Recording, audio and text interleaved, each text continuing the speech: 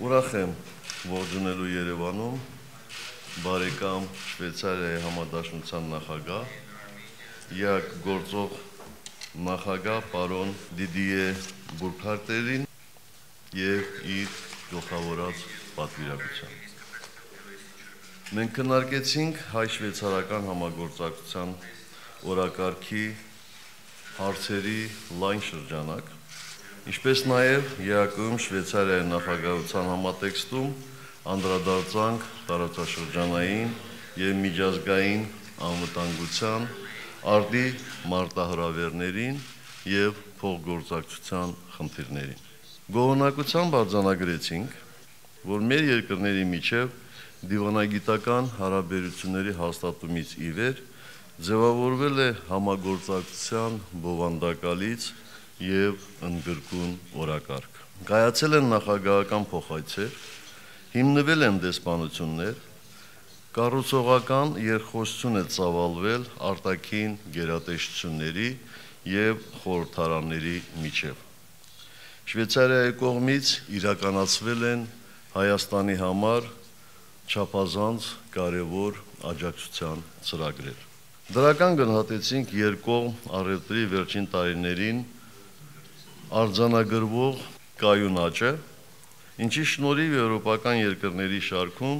Շվեյցարիան մեր 4-րդ առևտրային գործընկերն է։ Մեր շահագրգռվածությունը հայտնեցի Հայաստանում շուրջ 40 շվեյցարական ընկերություններ ներառող գործարար համայնքի ընդլայնման հարցում, ողջունելով այս մայիսին Ցյուրիխում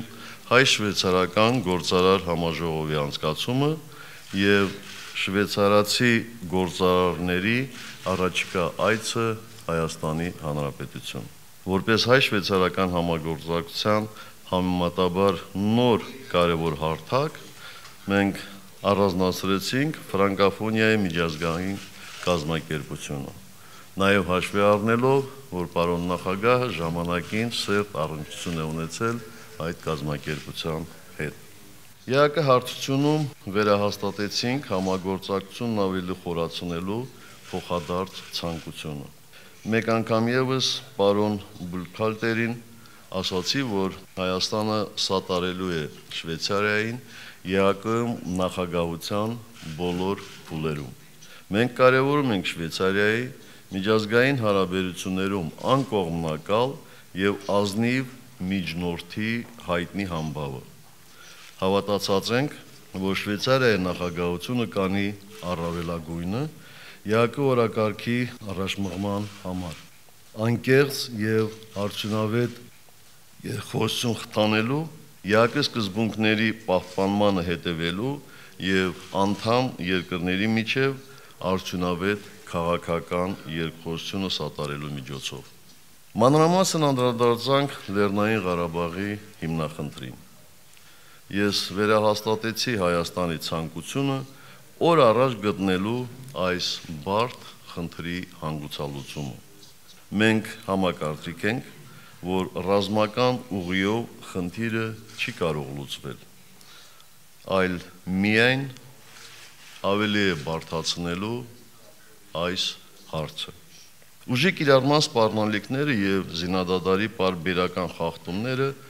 մեծ վնաս են հասցնում բանակցային գործընթացին։ Երբ խոսվում է վստահության ամրապնդման միջոցառումների մասին, մենք հստակ նշում ենք, որ դրանց թվում առաջնահերթը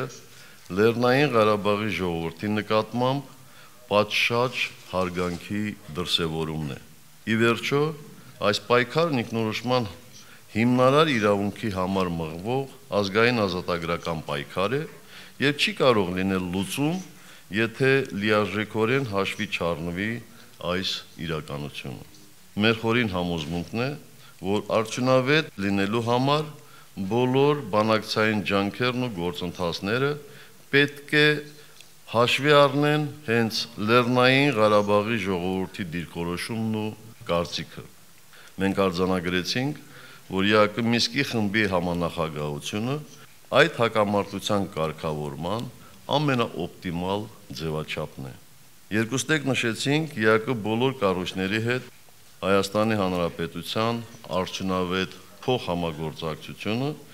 եւ ես խնդրեցի ՀԱԿ գործող նախագահին փոխանցել հեղինակավոր այդ կառույցի մեր բոլոր գործընկերներին Հայաստանի անկեղծ շահագրգռվածությունը ժողովրդավարական բարեփոխումների, մարդու իրավունքների պաշտպանության, խոսքի ազատության ոլորտներում փոխգործակցության շարունակական խորացման հարցում։ Պարոն նախագահին հայտնեցի մեր ժողովրդի անկեղծ երախտագիտությունը Շվեյցարիայի օրենսդիր մարմնի կողմից հայոց ցեղասպանությունը ճանաչելու, համամարտկային արժեքներին նվիրվածության եւ դրանց խրախուսման գործում Շվեյցարիայի անկոտրում հանձնառության համար։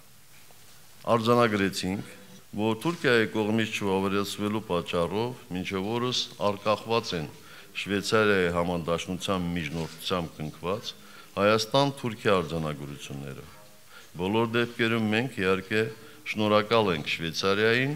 այդ բարդ գործընթացի մեջ դերակատարություն ունենալու համար։ Համոզված եմ, որ Թուրքիայի կողմից Հայաստանի ապօրինի շրջափակումը պետք է մնա միջազգային բոլոր կառույցների, այդ թվում ՀԱԿ ուշադրության կենտրոնում։